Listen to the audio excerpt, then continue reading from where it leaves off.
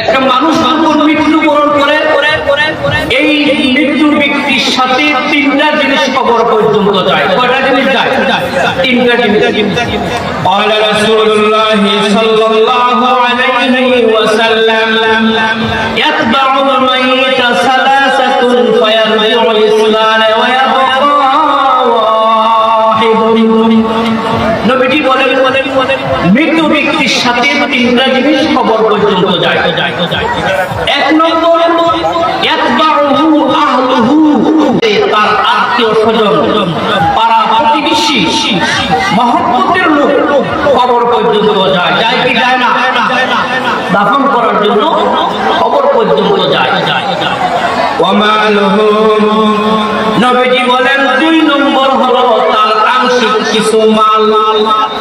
আংশিক মাল বলতে কমতি, কোদাল, পালকি, অর্থাৎ একটা মানুষকে দাফন করতে যে সমস্ত সরঞ্জাম লাগে এগুলা কবর পর্যন্ত নিয়ে যাওয়া হয়। তিন নম্বর ওয়া আমালুহু, তার আমলনামা তার সাথে যায়। রাসূল বলেন ফায়ারজিউ আহলুহু ওয়া মালুহু, তার আত্মীয় স্বজন, পাড়া প্রতিবেশী, ছেলে সন্তান যারাই কবরে যায় দাফন করার জন্য, দাফন করার পর সবাই বাড়িতে চলে আসে। আসে কি আসে না? কেউ থাকে একটা লোক থাকে না। কেউ যদি দাঁড়ায় থাকে তাকে ডেকে নিয়ে আসে, আসো এখানে আর তাই করে। ওয়া মালুহু, আর মাল সামানা, খন্তি, কোদাল যেগুলা লোকটাকে দাফন করার জন্য কবরে নিয়ে যাওয়া হয়েছিল, সবগুলা সামানা গুছায়া বাড়ি বেরিয়ে আসে। একটা জিনিস কবরে রাখে না। নাকি কোদালটা দুই আসে, ফালকি কিচ্ছু রাখে না, সবগুলা গুছায়া বাড়িতে নিয়ে আসে। নবীজি বলেন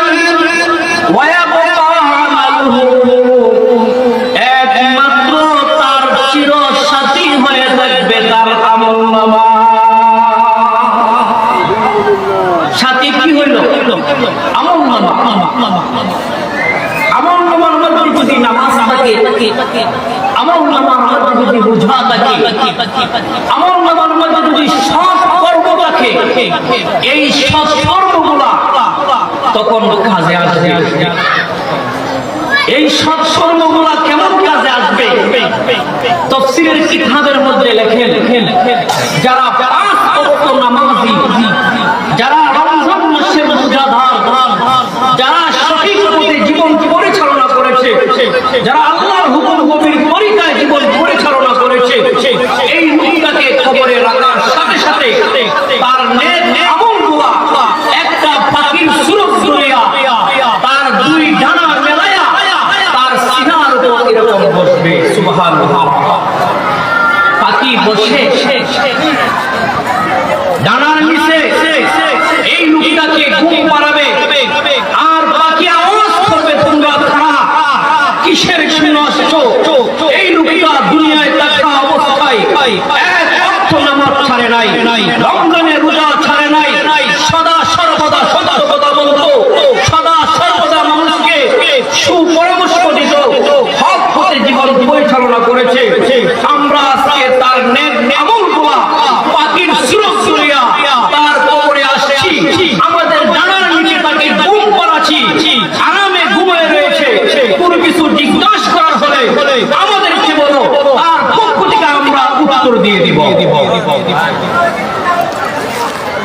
শুধু তাই না, এই নেক আমলগুলা বলবে আমরা তাকে আমাদের ডানার নিচে ঘুম পাড়াচ্ছি, ইসরায়েলের সিংহায় দেওয়ার আগ পর্যন্ত কারোর সমস্যা নাই, তার ঘুম ভাঙবে। তাহলে নেক কাজ করলে লাভ আছে না নাই? নামাজ পড়লে লাভ আছে না নাই? রোজা রাখলে লাভ আছে না নাই? আমাদেরকে নয় কাজ করতে হবে।